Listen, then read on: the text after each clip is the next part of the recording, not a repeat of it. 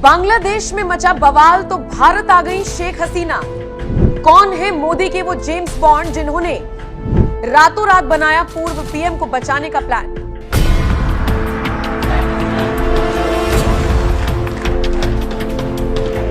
नमस्कार, स्वागत है आप सभी का। आप देख रहे हैं एनएमएफ न्यूज। आपके साथ मैं हूं नम्रता चौधरी। पड़ोसी मुल्क बांग्लादेश में इस वक्त त्राहिमाम मचा हुआ है। आरक्षण के मुद्दे पर विरोध ऐसा शुरू हुआ जिसने तख्ता पलट कर रख दिया। लगातार 15 सालों से प्रधानमंत्री की कुर्सी पर बैठी शेख हसीना को आखिरकार अपने पद से इस्तीफा देना पड़ा, और न सिर्फ इस्तीफा बल्कि अपनी जान बचाने के लिए अपना देश छोड़कर भारत आना पड़ा। हालात इतने खराब हो गए हैं कि पीएमओ पर प्रदर्शनकारियों ने कब्जा कर लिया है। कोई शेख हसीना के बेडरूम में घुसकर पलंग पर सोता हुआ दिख रहा है, कोई उनके कपड़ों को दिखा दिखाकर फोटो खिंचा रहा है, कोई टंगड़ी कबाब का लुत्फ उठा रहा है, तो कोई सामान इकट्ठा करके अपने घर लेकर जा रहा है।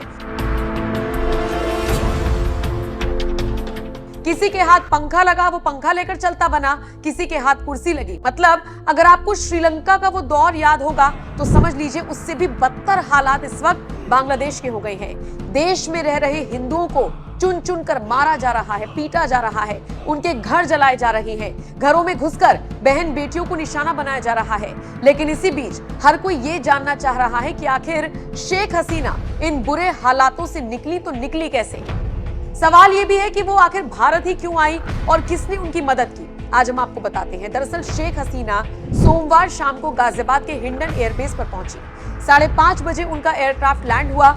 उनको रिसीव करने के लिए राष्ट्रीय सुरक्षा सलाहकार अजीत डोभाल पहुंचे, और सिर्फ रिसीव करने ही नहीं, बताया तो ये भी जा रहा है कि दोनों दिग्गजों के बीच लगभग 1.5 घंटे तक बैठक चली। 7 बजे के आसपास उनका काफिला हिंडन एयरबेस से निकल गया। खबर है शेख हसीना हिंडन एयरबेस में ही है, जबकि डोभाल एलिवेटेड रोड से होते हुए नई दिल्ली के लिए रवाना हो गए।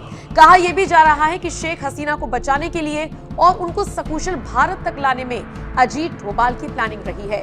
मोदी के इस जेम्स बॉन्ड ने शेख हसीना को सकुशल भारत लाने के लिए सारी प्लानिंग की।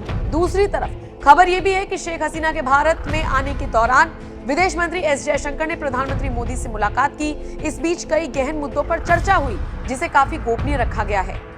आपको बता दें, शेख हसीना की सुरक्षा में भारतीय वायुसेना से लेकर तमाम सुरक्षा एजेंसियां लगी हुई हैं। जानकारी है कि शेख हसीना को किसी सुरक्षित स्थान पर ले जाया गया है, जिसकी जानकारी किसी को नहीं है। आपकी जानकारी के लिए ये तो बता दें कि इस पूरे मामले के बीच राहुल गांधी ने भी विदेश मंत्री एस जयशंकर से मुलाकात की है। कांग्रेस नेता राहुल गांधी ने संसद भवन परिसर में विदेश मंत्री से मुलाकात की। दोनों के बीच बांग्लादेश में मचे कोहराम को लेकर चर्चा हुई। बहरहाल शेख हसीना भारत में खुद सुरक्षित महसूस कर रही है, इसीलिए सबसे पहले यहीं पर आई। फिलहाल इस खबर पर जो भी अपडेट आएगी आप तक पहुंचाएंगे। बाकी आप इस खबर को लेकर क्या राय रखते हैं, कमेंट करके अपनी राय हमें जरूर